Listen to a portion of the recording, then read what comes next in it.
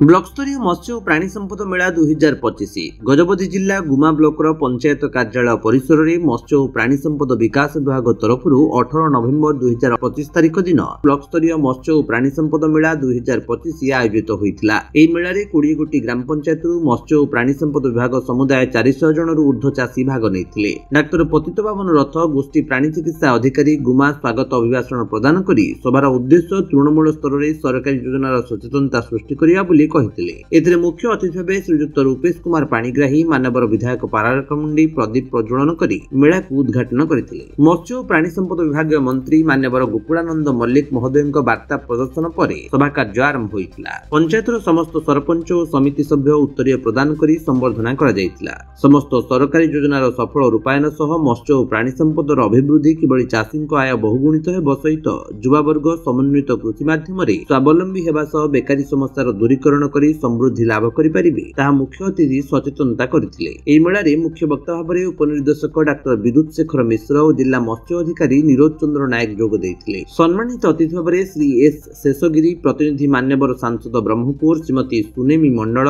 पंचायत अध्यक्षा श्री ए श्रीनिवास राव पंचायत उपाध्यक्ष श्रीमती रेणुका पात्र जिला परिषद सदस्य जोन 3 श्री शरत सबर तहसीलदार डाक्टर पार्थ पंडा अधीक्षक गोष्ठी चिकित्सालय श्री आकाश कुमार दिगाल EDW LSDA आदि अधिकारी कार्यक्रम रे जोग देइथिले। परिचय माने डॉक्टर पतित पावन रथ गोष्ठी प्राणी चिकित्सा अधिकारी कुमा। सर कौन कहे आज जो मत्स्य प्राणी संपद मेला होती ब्लॉक स्तरीय यार एम एंड ऑब्जेक्टिव कौन चाषी कौन मेसेज देवे? आज ये जो ब्लॉक स्तरीय मत्स्य प्राणी संपद मेला होती है प्रथम थर पे गुमा ब्लॉक अनुष्ठित होगा जाउची।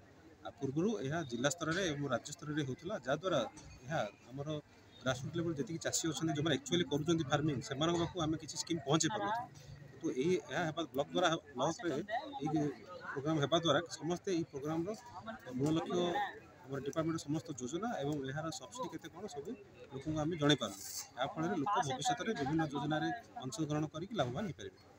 चाषी कौन मेसेज देवे? चाषी को मेसेज देलु जितेबाला आम केवल भारत में केवल कृषि जो कृषक कृषि उपर निर्भर करते किंतु कालक्रम मत्स्य चाष और प्राणीपालन डिपेंडेंट लोक बहुत है नूतन टेक्नोलोजी द्वारा जो मैंने प्राणीपालन करेंगे से लाभ द्विगुणित होवार बहुत संभावना अच्छी से गुड़ा आपणे आम मेसेज देव। आप परिचय मो जिला मत्स्य अधिकारी नीरज चंद्र नायक।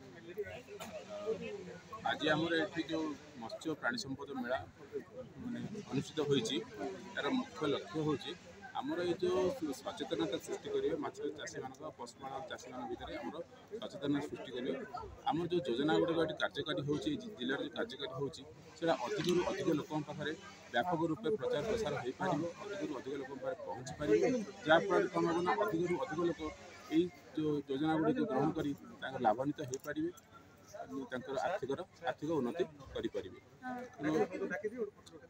यह हूँ आमर यही कार्यक्रम मुख्य लक्ष्य।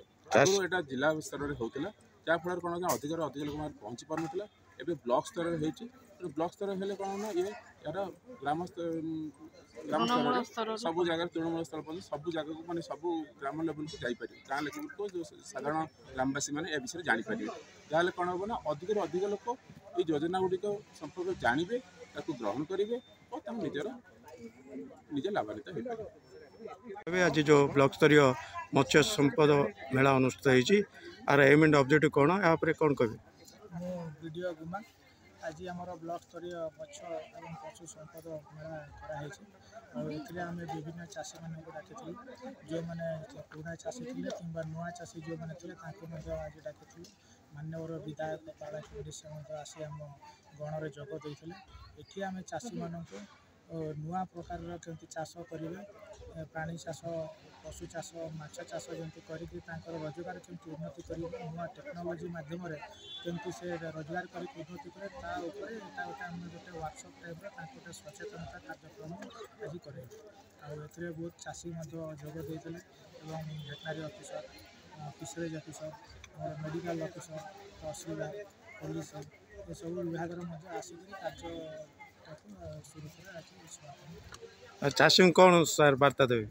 चाषी वार्ता दूसरी सरकार जी स्कीम अच्छी कार्यक्रम अच्छी आग पढ़तु जानतु प्रपर भाव में ठीक भाव में ट्रेनिंग दिंतु ट्रेनिंग नेला केमिति माछ चाष करेंगे कि पशु चाष करेंगे तापर सठिक ट्रेनिंग नहीं कार्य आरंभ कले 100% से सक्सेस हे और रोजगार क्षमता 100% बढ़े। गजपति रणुबाला बेहरा रिपोर्ट विश्व विजयी न्यूज ओडिशा।